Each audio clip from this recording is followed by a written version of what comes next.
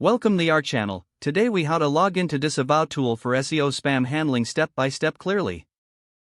To begin, open your preferred web browser. Type Google Disavow Tool into the search bar and hit enter. Click on the link that directs you to the Google Search Console page.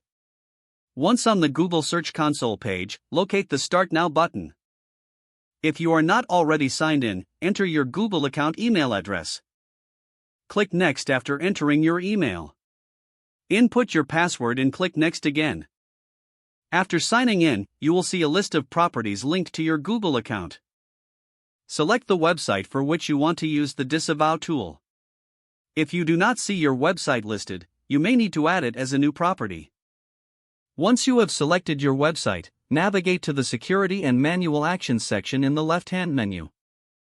Click on Manual Actions to check for any existing penalties. If there are no manual actions, continue to the Disavow Tool page.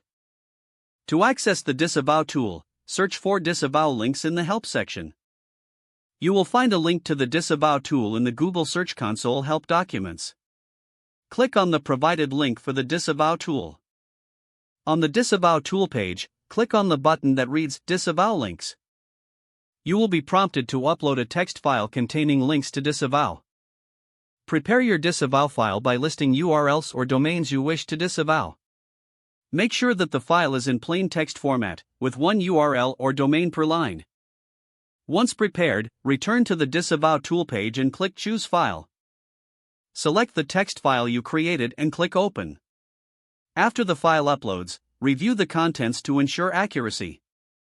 Then, click the Submit button to disavow the listed links. A confirmation message will appear, indicating that your disavow request has been submitted.